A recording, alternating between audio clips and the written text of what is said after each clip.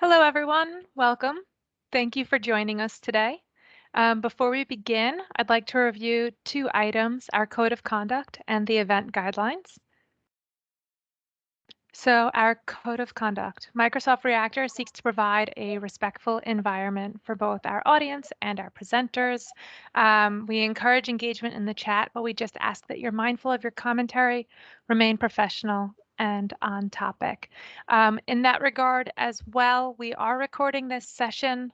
So if you don't want to be part of the recording, not visible on YouTube and many times to come, just make sure you're keeping your camera off. Also, we ask that you remain muted unless there's opportunity for Q&A and discussion, just so that we don't disrupt the presentation. If you have questions, do feel free to drop them into the chat. Comments and questions are welcome. There is closed captioning available, so if you just go to the top of your screen to the three dots, you can turn that on. And then this session, again, since it is being recorded, it will be available on our YouTube channel for on-demand access at a later time.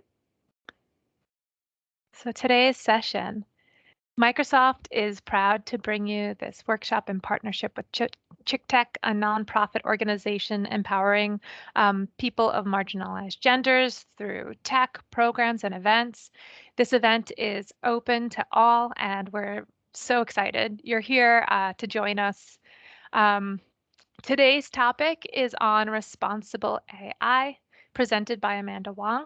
Amanda is a cloud solutions architect at Microsoft, where she helps partners design and build AI and ML products and services. At Microsoft, she focuses on integrating machine learning, speech and language, and MLOps into partner solutions with responsible AI at the heart of every discussion. Previously, she worked as a project manager at an AI speech startup and trained as an art historian. Based in the Bay Area, Amanda is passionate about design, justice, and using AI to make a positive impact on people's lives. So at this time, I would like to welcome Amanda to the floor.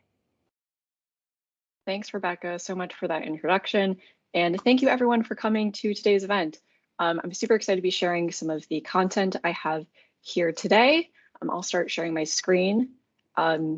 And yeah, we've got lots of stuff here today. Feel free to raise your hand, but we will have a Q&A session at the end. So just to level set a little bit, I think we can mostly agree that it's hard to think of an industry where AI has not been introduced or had a wide impact. And that trend doesn't seem like it's going to be stopping any soon. The World Economic Forum in 2017 predicted that AI is expected to contribute nearly $16 trillion to the global economy by 2030. And that's coming up, so that's a big deal. However, I think we can also acknowledge that the line between AI having a positive impact versus a negative impact on people and society has become blurred as technology has innovated more and more. Even in the past few years, we've seen more scenarios where groups of individuals are subjected to different treatment and outcomes from AI applications. So for example, here we have Microsoft's Project Tokyo from 2016, where we built assistive technology for blind and low vision users to augment their capabilities in their day-to-day lives. And we found really great success with some of our users using this computer vision technology. But that same type of computer vision technology was adapted for facial recognition in harmful ways, which you can see in a Washington Post article on the right in 2020, when police forces utilized profile images from Twitter and fed them into a facial recognition system to target Black Lives Matter protests. And this ultimately raised a lot of questions and concerns about privacy and civil rights among advocates. So this is a scenario where you have the same technology, computer vision, having two completely different sets of outcomes and implications. So what does this all mean for people who build AI systems? And I think since our audience today here is more technical, there's a good chance that you have some say in the product lifecycle or some influence over how technology is created, built, or marketed. I think the significance of considering the implications of AI systems can be summarized by what our Microsoft president, Brad Smith, wrote in his book, Tools and Weapons, which is when your technology changes the world, you have a responsibility to help improve that world you have helped create. But this is a lot easier said than done. If it was super easy, we would never have technology that caused harm or had unexpected outcomes. Even though some companies acknowledge the need and benefits of responsible AI principles and practices, not all AI systems have a positive impact on society. Many simply don't. So some challenges are cultural, which consists of shifting mindsets and embracing diversity, or organizational, which means aligning business and responsible AI objectives, sometimes among leadership. And the last challenge is technical, which consists of building AI technologies with comprehensive tools that reduce time-consuming and manual processes. And so with this right tooling, it is a lot easier to innovate responsibly and at scale. So it's that piece of technical challenge that I will be focusing on in today's session, and where I'll be talking about how you can utilize responsible AI principles when building technology. Whether you're a data scientist, product owner, or software engineer, you can incorporate these responsible AI practices and questions into your contributions throughout your product lifecycle.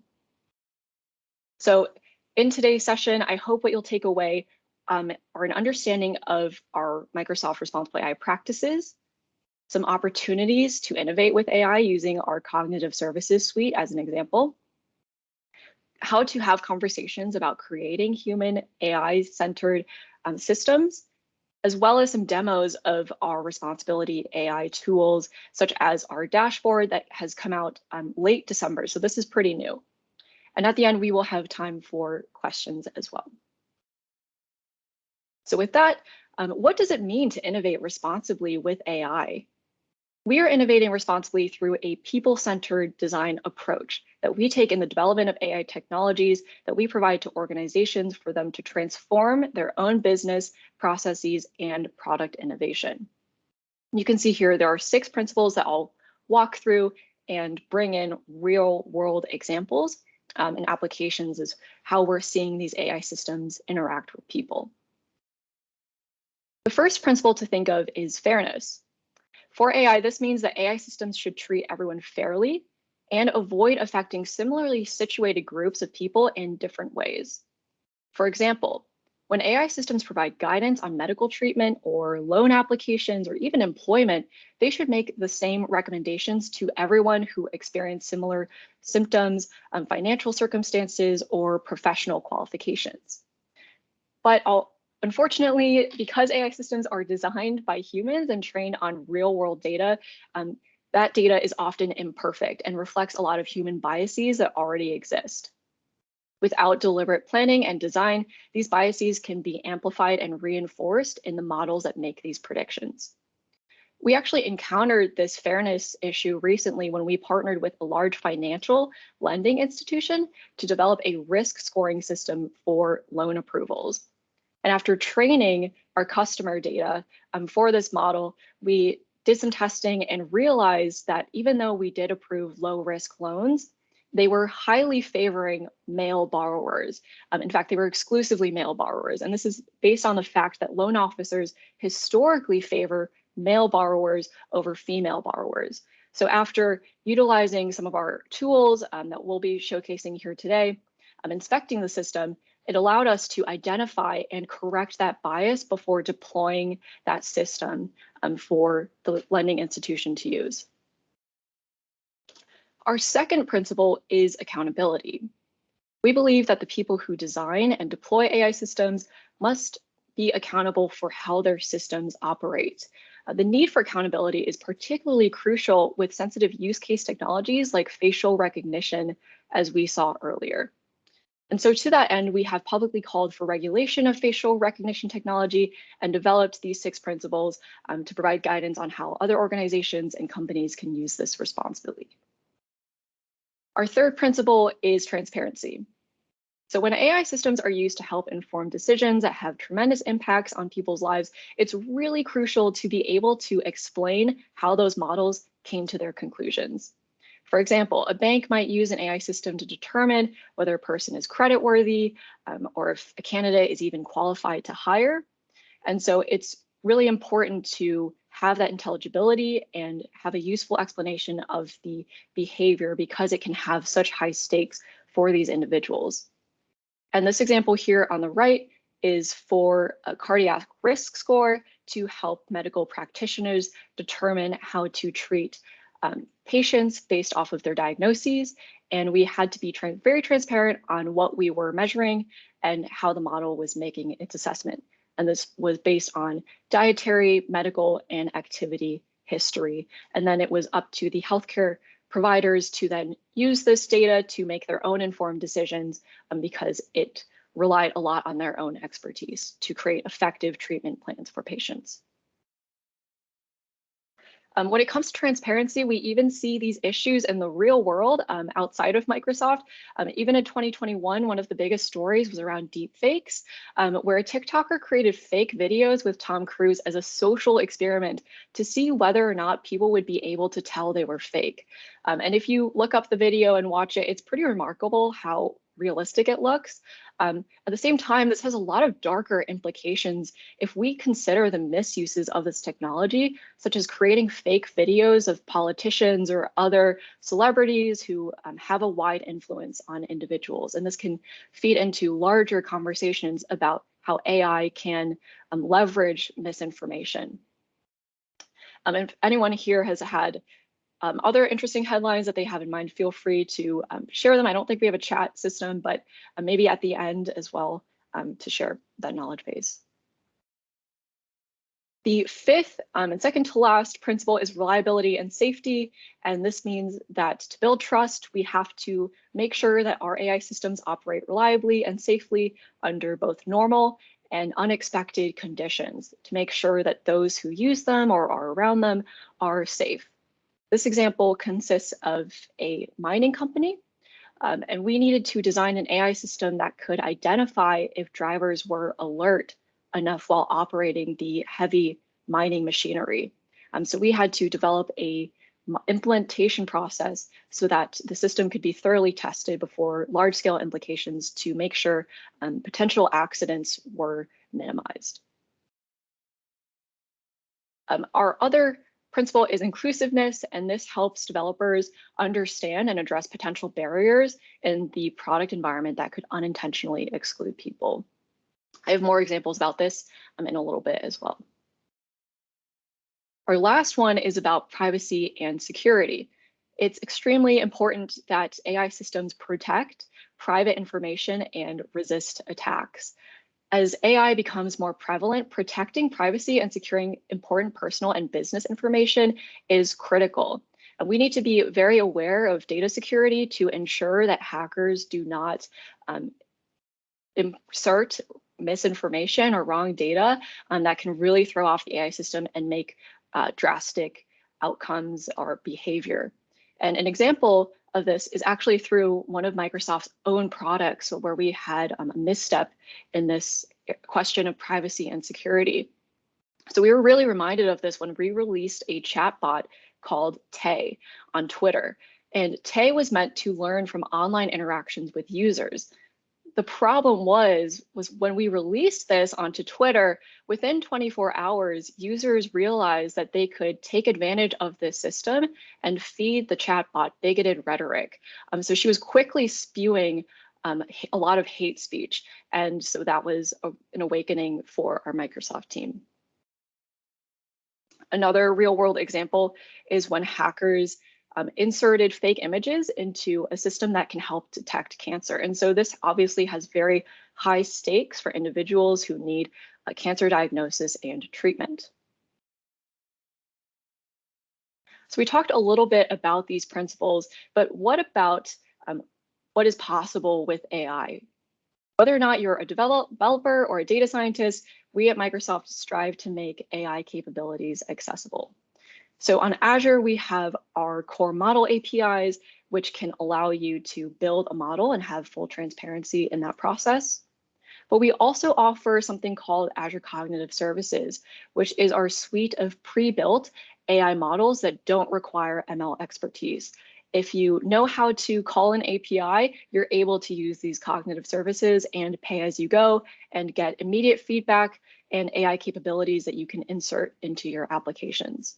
And so the 4 categories that I wanted to highlight for Azure Cognitive Services that can help us start thinking about where we can insert these principles and have these conversations are under vision, speech, language, and decision.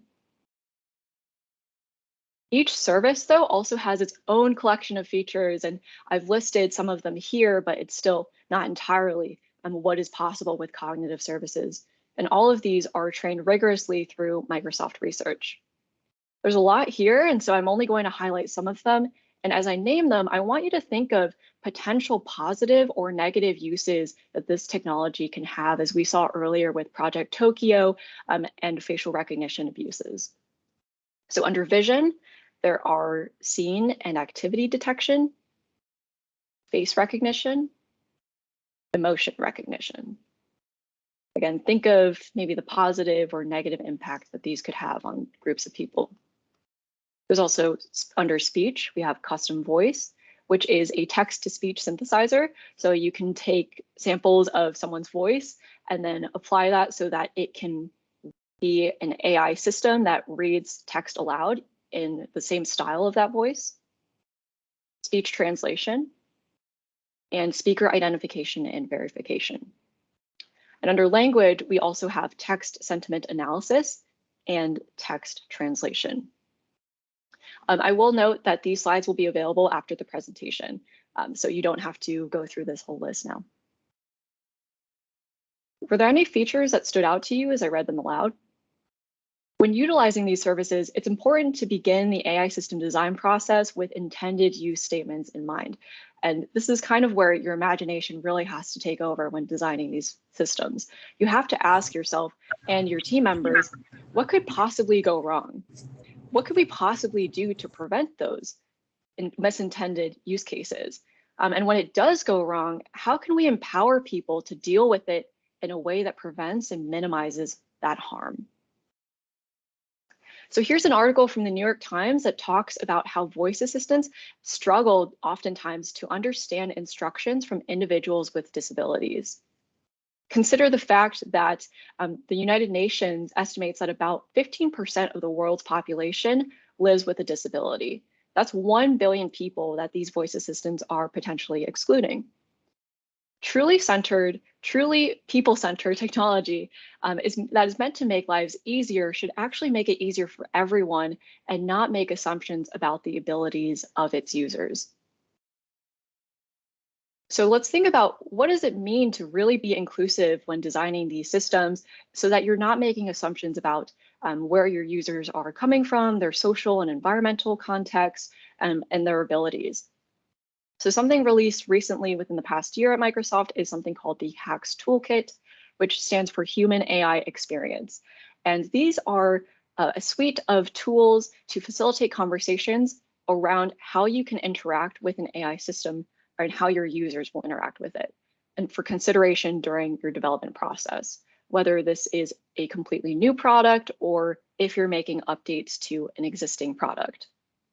So here we have the HAX workbook, which is available to align your team in early planning stages if you're working with cross-functional teams. We also have HAX design patterns to get you started on some ideas on implementation and some common human AI interaction patterns.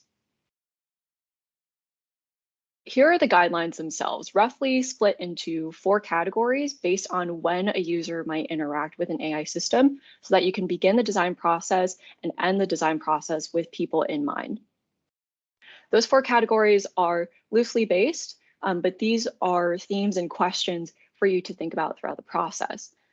The first one is in blue, and it is based on the initial interaction with an AI system so that you can help users have the same expectations on how it should be used.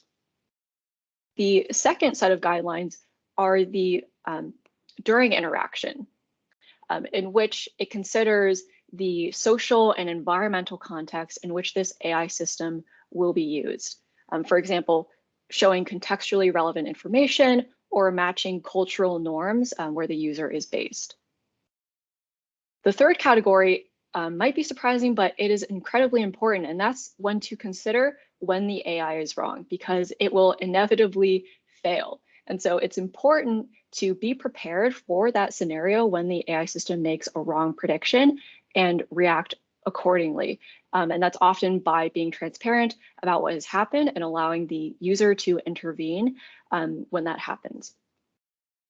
And finally, the last category in the guidelines is over time, and that's in green. And this is important because AI systems are the most beneficial when they can personalize and adapt over time based off of user needs. So this is to help think about how your model can be retrained when there's new data and to change based off of any new scenarios it encounters.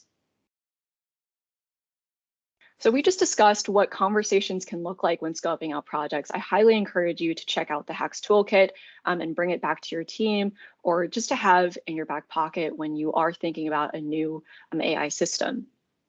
So we covered that, but what about the rest of the AI model lifecycle, such as data collection, feature engineering, model training and deployment, and even retraining when you get new data?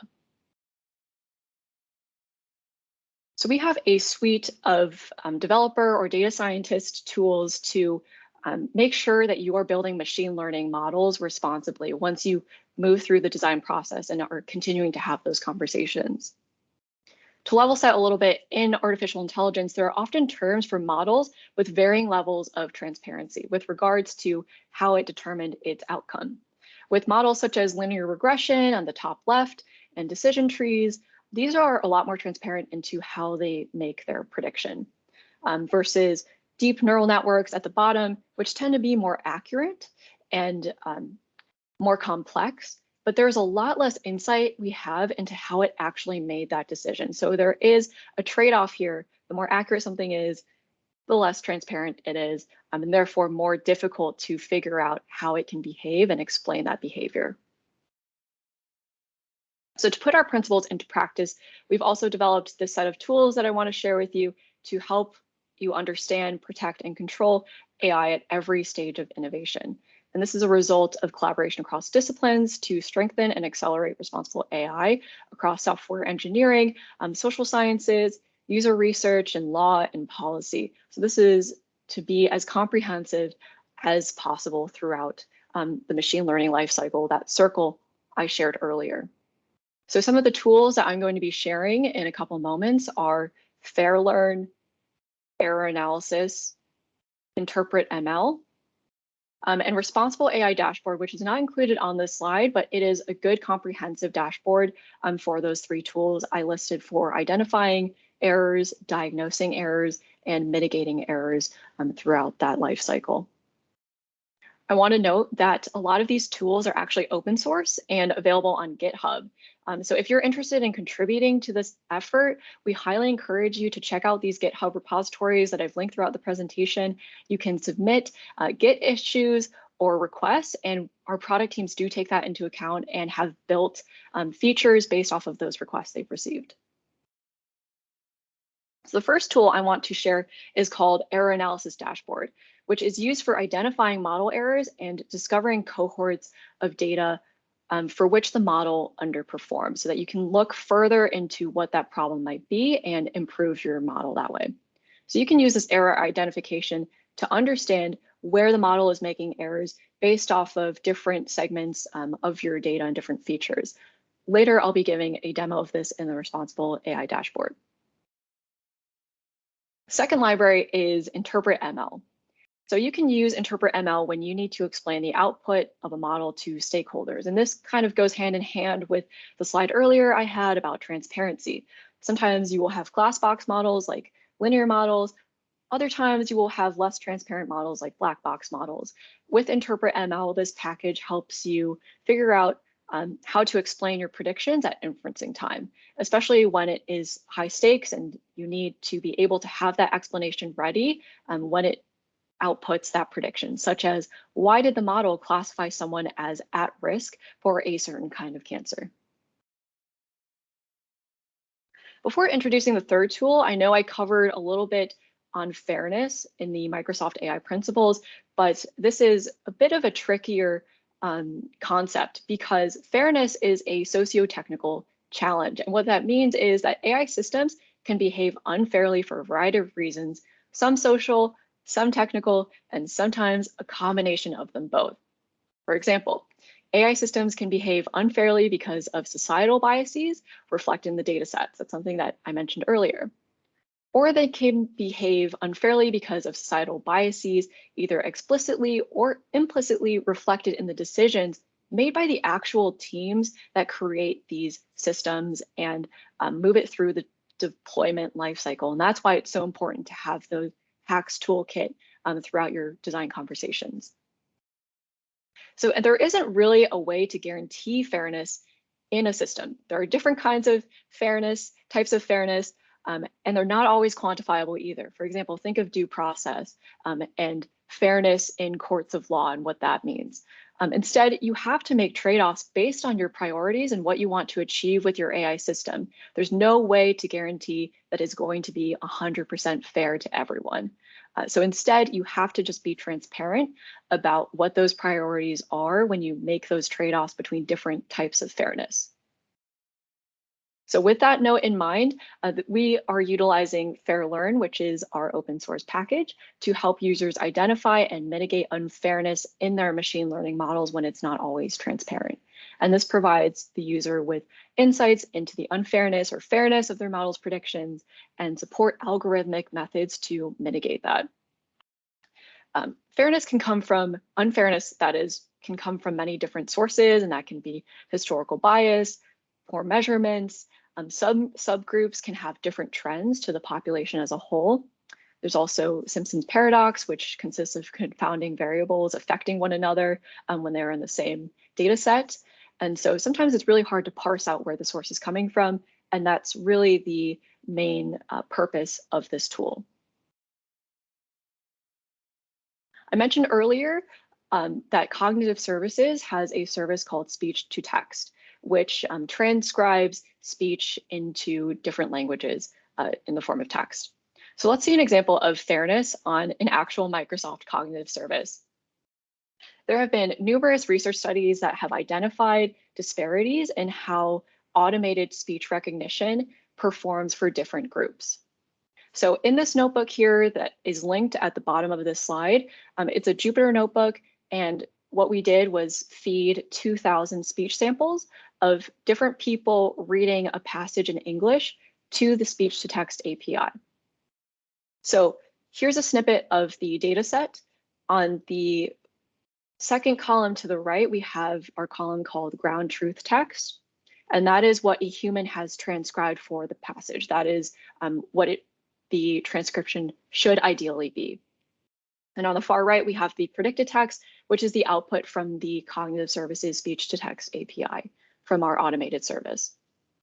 There's also data on the age of the speaker, the native language of the speaker, as well as their sex and country where they are located. And so for this analysis, we utilize the columns sex and country to determine how these might affect the performance of the predicted text, but how accurate it was compared to the ground truth. So the fairness metric we used to quantify harm was the word error rate, which is the fraction of words that were wrongly transcribed by the speech to text service. So we specify that metric using the Fairlearn package, and I gave a code snippet here on the right just to give a high-level overview of how it actually incorporates Fairlearn. So what we did was import the package, specify what metric we want to be measuring, which is word error rate, as well as the sensitive features that we want to examine and how they determine fairness or unfairness.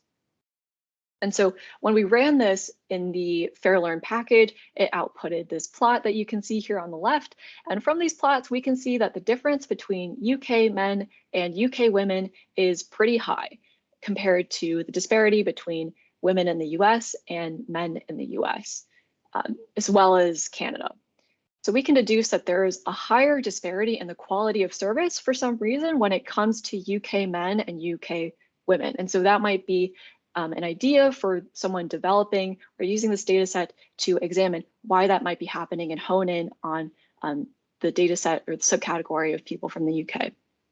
And this, again, this notebook is available on GitHub, as well as a notebook testing fairness on our facial recognition API. So I'm going to jump over to the Responsible AI dashboard, which has even more beyond fairness and also includes error analysis, model statistics, and counterfactuals. And so that's what I have here. This is running through a Jupyter notebook where I took Kaggle data based on the sales of houses. And I created a classifier model that predicts if the house sells for more than the median price or not. So the data set also includes features such as overall condition, year built, square footage, number of cars you can fit in the garage, all these things that you care about when you're looking to buy a house. And so there are 3 general steps that I want to walk through when using the Responsible AI dashboard that I touched on a little bit earlier. And that is identify and understand model errors by addressing questions such as, what kinds of errors does my model have? And in what areas are they more concentrated?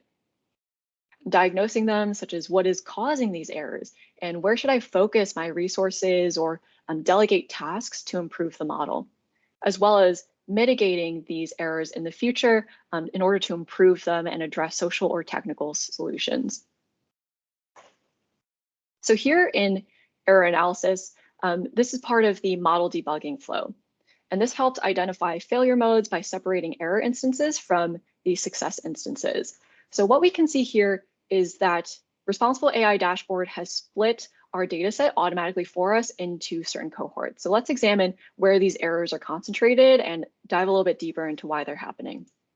So when I click here into the right side of this tree flow, you can see that it has split a subgroup of a house that has square feet greater than 1,000. I live in the Bay Area, so this is about average for square footage. Now, looking even further down the tree, we can see that this cohort was split into houses that were built before 1978. And then over here, we can see for newer houses built after 1978, there's a significantly less smaller error rate, 6% as opposed to 24% among older houses. So this is really interesting to me. I want to see what's happening here. I'm going to save this as a cohort independently. And over here, I'm going to create this as a new houses cohort or houses built after 1978 that also have square feet over about 1,000. So now let's look at model statistics and understand what the probability distribution might be for certain outcomes based on the cohorts that I just specified. And it pre-populated here with new houses and old houses. So these are box whisker plots that show the probability distribution, and I set the measurements to probability that a house is more likely to be sold above the median. I can also switch this to less than median if I want. So if we look at new houses, we can see that there's a higher concentration. Majority of new houses are sold more than the median. So these homeowners are getting a good return on their investment. When it comes to old houses, though, you can see that the spread is much wider and that they have less probability of being sold for over the median, which means that there's a good chance that the model's errors for these older houses can be attributed to price underestimation, especially when we look at the false negative rates, 0.3 compared to the false negative rates for new houses, 0.02. So clearly old houses, because of their age, tend to be underestimated price-wise. So that's kind of weird. Let's take a look at, maybe there's something in the data. We talked about some sources of fairness, and sometimes it's from historical data or existing biases. This is a really good way to see what is actually happening in your test and training data. So when we look at old houses, we can see that the data is actually pretty skewed. A majority of the old houses in our data set indeed sold for below the median, as opposed to more than the median. When it comes to new houses, it looks like the data is actually flipped. There are so many more data points for new houses that were sold above the median.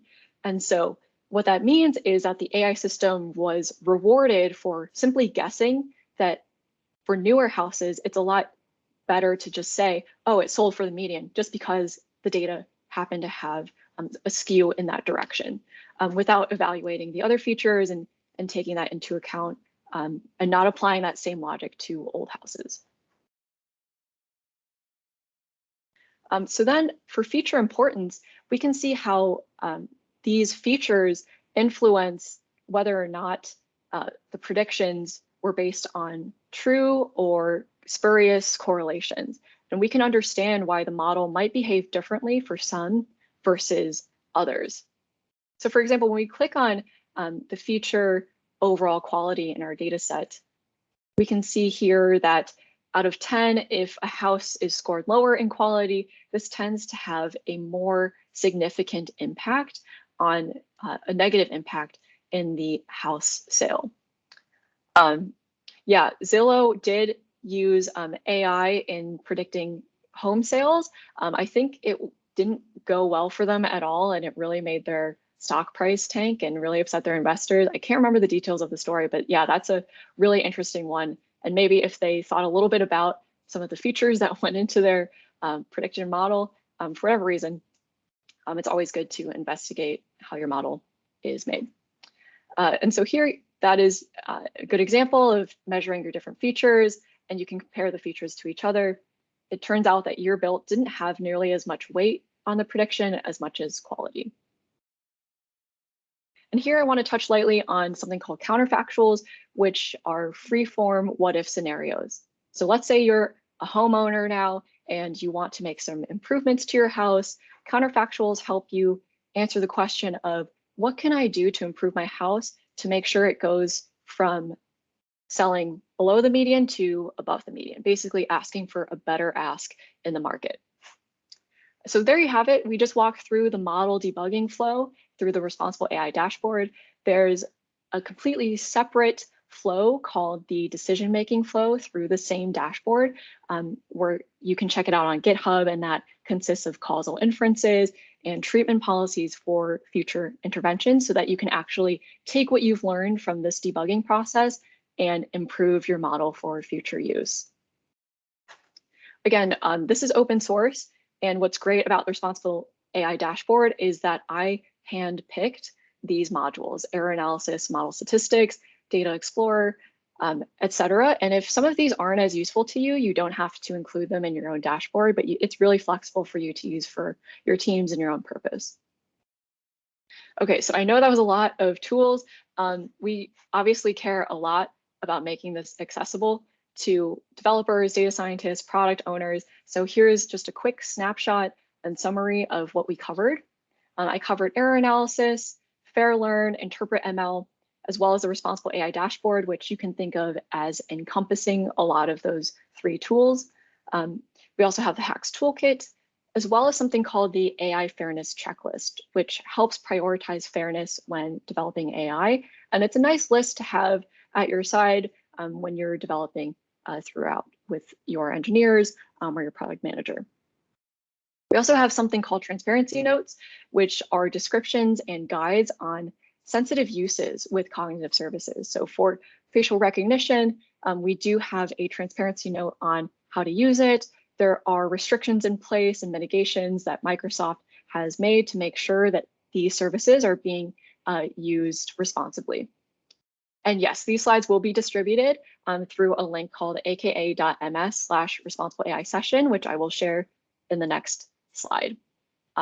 But it's really important for us that even though we want to make these cognitive services available to as many people as possible for all different types of applications, we do recognize the responsibility we have in offering these services. And so oftentimes we might ask for more information on how some developers will use this technology, such as facial recognition, and approve or not allow those use cases, determining whether or not they fit into our responsible AI principles. So what are the future directions for responsible AI at Microsoft? We talked so much about how there have been more headlines and AI making positive or negative impact. And definitely this is important to us moving forward in making these tools. So one thing that we want to focus on is making even more open source capabilities, such as error analysis and interpret analysis, and making more sophisticated analyses with them and incorporating them into a one-stop shop known as Responsible AI Dashboard. So you can expect that to come out at some point in the future.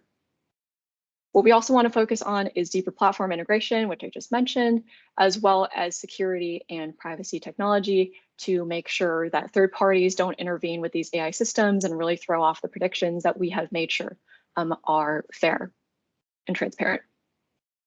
So since you are here to learn more about responsible AI, I'm going to assume that you want to learn more or maybe are curious about how to innovate ethically, regardless of where you're coming from in the tech industry and what you're interested in.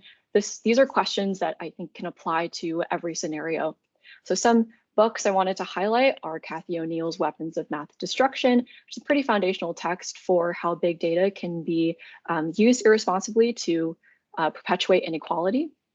There's also Kate Crawford's Atlas of AI, which is more AI specific and deals with the politics and power involved with these AI systems and how they can be really helpful or harmful, as well as Sasha Costanza-Chock's Design Justice book, which helps think through how we can work together to build a better world.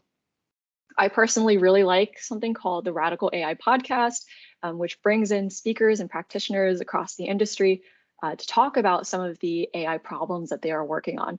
And I really love this podcast, especially because they feature so many folks from the Microsoft research team, and it gives some insight into how these tools that I shared are made and some of the questions that we even ask internally when developing them. And finally, AI and Accessibility is just a really great article by Meredith Ringel Morris, who's also in our Microsoft research team. So that's the content I have for you. If you want to learn more, we created something called a Cloud Skills Challenge, which is a small collection of learning modules for you to learn about Azure AI and responsible AI at Microsoft. Today's slides are also going to be available at this link at the bottom, aka.ms/responsible AI session, as well as contact information for me. If you want to reach out on Twitter, I'm Wong, W-O-N-G, XYZ. And these slides will be available as well as anything else that you want to learn through our Microsoft documentation. So with that, the last thing I want to say is that if we innovate responsibly, we can build technology that benefits people and society, and hopefully working together to make that happen. So thanks so much. I'm going to take any questions if there are any, and I really appreciate you being here.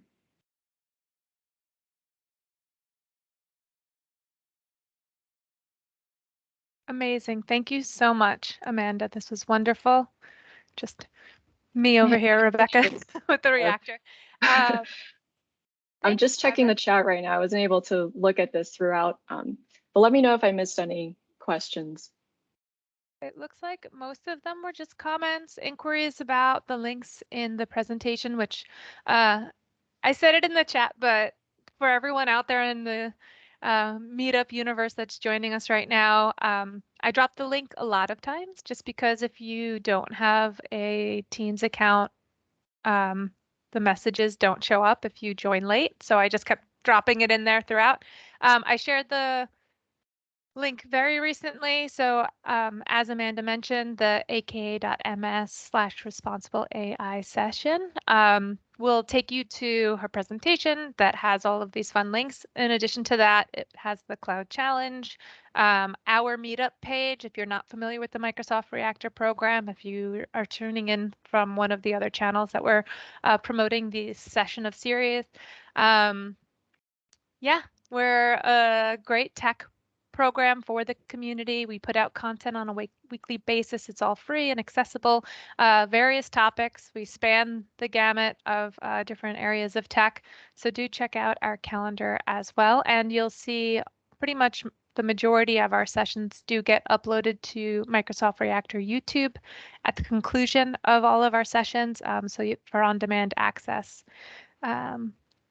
But yes, if anybody has any questions, do feel free to ask them now. It would be a great opportunity. If you think of things later on down the line, you can always reach out to us as well.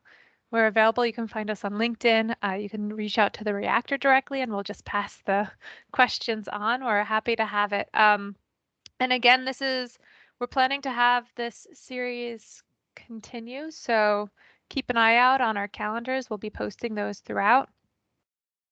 Let's see, good session. Can you do an overview? We do have some Azure Cloud instances on our on-demand, but we are constantly churning out information about that. Did you mean in a responsible tech way or just in general Azure Cloud? Rajiv. I think we are having another session after this on Azure Cloud. I'm forgetting the title of it. I don't know if Rebecca or Nina may have it, but do keep in mind, I'm sure it's on the Reactor Meetup page that you can check out if you do want to learn more about Azure. Yes, thank you. I'm sorry I don't have the link readily available right at this moment. I can check on my end as well. I'm sure if you found this session somehow, I'm sure it will be promoted to those same channels. And I think that is happening sometime next week or the week after. Oh, thanks, Nina. So the next session is Introduction to Cognitive Services, a little bit of what I covered on the cloud and knowledge finding. So using your data to find insights and search more efficiently and incorporate that into your apps. And that's on February 24th, so about a month from now. Thank you, Nina. That was for the win, saving us. Yeah, and then I also dropped a survey link into the chat. Do feel free to provide any feedback. We're always gauging what our audience is interested in, where your background is, ways that we can contribute to your learning. At this time, I will conclude the session. I think unless there's any other questions. Feel free to reach out again. I respond to like questions or conversations and chats on Twitter or even LinkedIn. You can find me. Again, I'm a cloud solution architect at Microsoft. I'm Amanda Wong and happy to connect that way too. Ooh, thanks so much, Rebecca. Of course. I just tried to load it in. I'm still getting used to these new features of presenting in Teams. So just, if you're not familiar, again, this is the Reactor community. Check us out. We're on Twitter. You can find us on Meetup. And right now, our main website is undergoing some updates. So it is a frozen cover page, but it will be active in the next couple months again. And you can find calendars and events there as well. All right. Thank you all. Thanks so much.